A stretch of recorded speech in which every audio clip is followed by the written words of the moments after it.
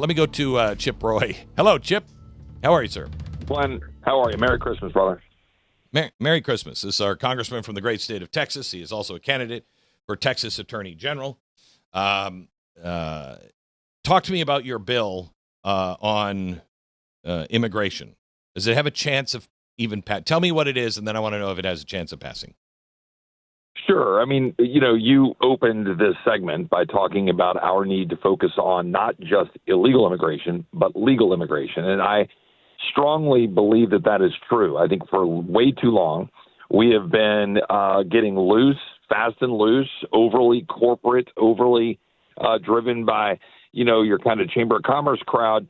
And all of a sudden, we've now got a situation where we have millions of people in our country that are not seeking to assimilate, not seeking to be the, quote, melting pot, but rather trying to kind of reestablish their cultures from other countries here rather than becoming fully American. And that's been a long string of decisions. And to go back and put it in perspective, we have 51.5 million foreign-born people here in the United States, the vast majority of whom did not come here illegally, right, but legally. And then they've been kind of abusing the process and the system because we've got this broad use of H-1B visas. We've got these things called diversity visas. We have chain migration where you've got everybody's cousin, uncle, aunt, whatever. And they're just growing the population here. And this is now unlike it was a century ago, right, when we had the mass migration in the late 1800s and the early 1900s. And at that point, we didn't have a welfare state.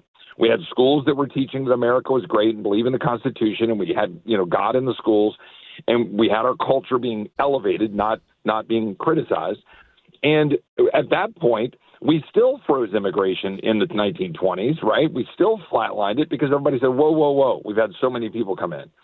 And I think our country was stronger for it. Today, it's worse because we've got so many people coming here who are not assimilating. We have schools that are not teaching people that America's great.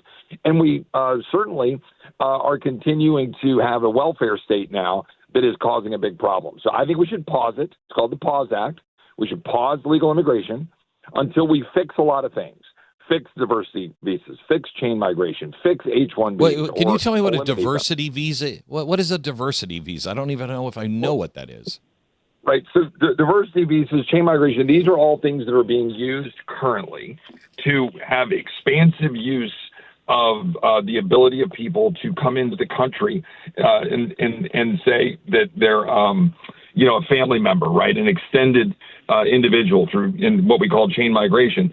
So you'll have a person come in, and instead of it being a close-knit family member, right, instead of it being, okay, this is my spouse or this is my child, it's cousins and aunts and uncles and so forth. And, this is the kind of thing that we've got to reform, and including H-1B visas and including all of the problems we have here with birthright citizenship. Obviously, the Supreme Court is going to hear the Trump administration's, executive order on that, but we should codify a new view of how we deal with birthright citizenship. You should only be a citizen if you're born of citizen parent, not because you came and were on our dirt. So these are things that if you don't fix, or like Plyler v. Doe in Texas, right?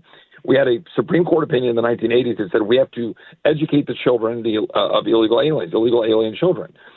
We should challenge that, overturn it, and we should fix it. Until you fix all those things, fix the magnets, fix legal immigration, then we're going to lose our country. We're going to lose our culture. And I think we need to do that. So that's why I introduced the bill to pause it. I just talked to a police officer day before yesterday. I was walking down the street going into a store for Christmas, and he said, "Hey, Glenn Beck." And he had this slight accent. I couldn't tell exactly what it was. And then eventually he said, "I'm Irish. I came from Ireland." He said, "I've been here for 20 years, but my wife and I were in Ireland." And I said, "My gosh, does Ireland even exist anymore?" And he said, "Glenn, it used to be," he said, "I go back every year." He said, "It used to be you could go anywhere and you'd have the Irish pub and, you'd see Irishmen everywhere. And yes, there were people from other parts of the world, et cetera, but it was Irish." He said, "I can go now into my hometowns, small ones." And he said, "I don't see another Irishman." He said, "The Irish culture is completely annihilated." He said, "It's all mosques and Pakistanis and whatever." And he said, is there ever anyone going to say, hey, wait a minute, the Irish culture, the American culture, the English culture, the whatever culture, that's important too.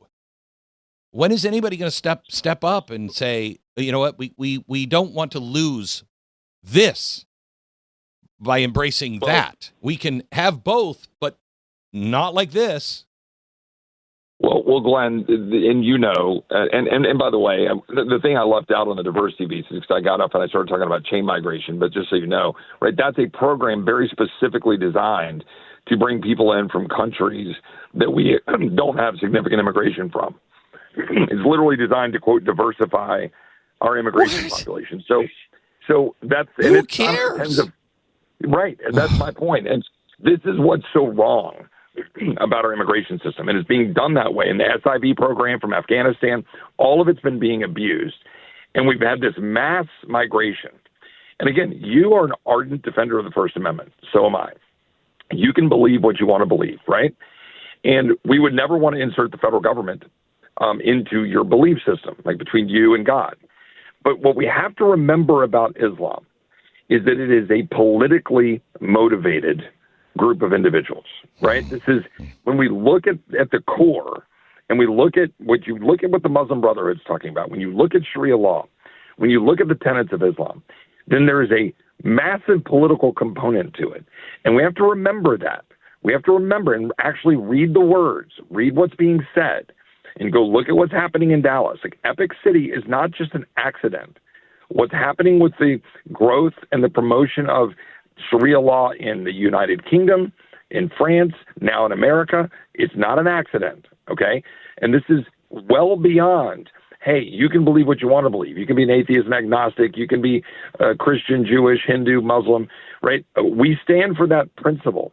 But when you come here to annihilate and change our culture, then you've got to approach that. We Americans have to approach that in a different way. And I believe we should pause immigration. We should be doing what the president is doing, remove a whole lot of the people dumped into our country under Biden, illegal immigrants, asylum, that were abused, parole that was abused by Biden and Mayorkas, and go around and make sure that we're resetting the table and reset our laws. And we should just pause for a while and reclaim our American culture, to your point about what you just said about Ireland. You laid out, I saw your press release, and you lay out what this bill would do. And I got to read this to the audience because I can't believe you actually have to say this. It would end the practice of automatic citizenship, end chain migration. That's not what the 14th Amendment says. That's not what it was about. That's not what it was written for. Anyway, and the H-1B visa program, got it. Ensure immigrant assimilation, got it. Now listen to these last three. This is what he's proposing we do. Okay, we're not doing it. He's proposing we do this. Deny entry to Sharia law adherents. Oh, I don't know. Yes. I can't believe we have to even say that out loud. Deny entry to Chinese Communist Party members. I don't know. Yes. And the third one, deny entry to terrorists. This is a civilization that is on a suicidal path. If that can't happen, it's crazy that that's not already happening. Suicide. Just committing suicide. The other element to it that we must factor in is the welfare that is being doled out to non-citizens in the form of not just food stamps, Medicaid, all of the social programs from the federal government, but also our local schools and local hospitals that get inundated by people that are coming into the United States knowing that they'll get free health care, a free education, and they might be able to then use birthright citizenship to get a hook and come here and grow here. And none of this is about the melting pot. I mean, Glenn, that's what I'm trying to make the case here to people. When we had people who came here who largely shared our values, and when they came here, they wanted their kids to learn English. They wanted their kids to love America. They wanted their kids to understand our history and our founding. They appreciated what this country stood for. By the way, that mass migration occurred right after the Civil War. So our country had literally been at war. And people said, I want to go there. Because this country stood for something bigger and better. And people knew it. But they wanted to be a part of it. And they wanted to embrace it. They didn't want to change it. And that's not true now. right? That's definitively not true.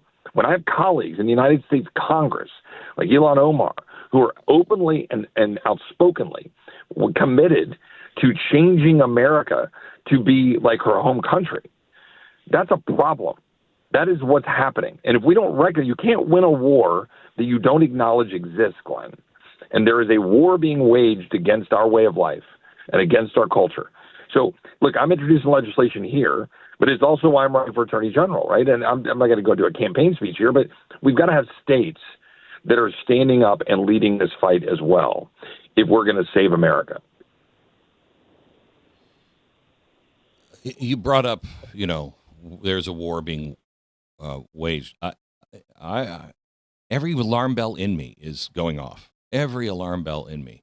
We're in a war. We won't even recognize it. I think the president has, but I think it's going to take a lot more than what we're doing right now. Look at what's happening in Europe. France just canceled their ball drop, for New Year's Eve. They have it at the Arc de Triomphe every year.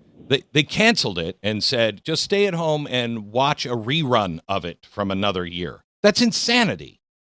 They've just surrendered. How serious are we at preparing for a civilizational war? Well, I think on the positive side, we have an increasing number of people in leadership who are understanding the threat in a way that they didn't a year ago or 5 years ago. That being said, we also have a long way to go and a very short time to get there, right? We have got to move quickly. If you see what's happening in Europe, right, and we go, well, they're 20 years ahead of us. I don't think that's true. I think Europe is a mere, months, years, few years ahead of us in terms of how bad it's gotten. And I think we're now realizing how much damage we've done over the last decade in particular, certainly the last 2 decades, in terms of the mass influx of people that do not ultimately share our values. So I do think it's important that we support the president on what he's doing and removing bad actors and making sure that we're removing people that need to be removed who are here illegally. But if we don't reform our legal immigration system immediately and pause it and freeze it and reset who we are as Americans and get people to understand that when you're here, you're going to embrace and being an American, then we're not going to save the country, right? So that's why I wanted to introduce this bill. It's why I'm going to introduce more. It's why I introduced separate legislation to vet people for Sharia law. It's why I introduced a bill to take away the tax status for care. Like, we've got to get people to realize that we need immediate change. Like, we can't wait. Right now, Congress, with all due respect, is not codifying or advancing the ball on this front yet. The president is doing it unilaterally, and I think that's a problem. Can the House actually get it done? Are we going to pass it? Does it have a chance of ever getting to the president's desk? Right now, we are socializing it, and there's a growing number of people who support the concept, and you see it not on social media. But we've got to get it socialized between the White House and the leadership in the House to get it to the point of trying to force a vote. There's going to be a lot of resistance, okay? There's a lot of people that are going to be listening to business interests, a lot of people who are going to say, well, I've got a group of a certain culture in my particular district and so forth. And we've got to rise above that and recognize if we don't do this, then we have no chance to save the country. Because if another 55,000 people come in on diversity visas this year, and another 55,000 come in next year, and then another 55,000 the following year, all from these supposed, low immigration countries for purposes of diversity, in addition to the chain migration, in addition to H-1B visas, like, do the math, see what's happening, and then how many kids they're having. And we've got to freeze that and reset what we want to do for our country. All right. It's called the Pause Act. Get online, support Chip Roy and the Pause Act. Ask your congressmen, your senators to join with Chip on the Pause Act. Again, you can follow him on X at Chip Roy TX. He is also running for candidate for Attorney General. What is your website, Chip? ChipRoy.com. It's pretty simple, pretty straightforward. Okay. I appreciate it. And Okay. and look, this Christmas season, just for everybody out there, Merry Christmas. We live in the greatest country in the history of the world. We've got to keep our heads up and put our faith in Jesus and remember that it's upon us to pass this down to our kids and grandkids. Thank you so much, Chip Roy.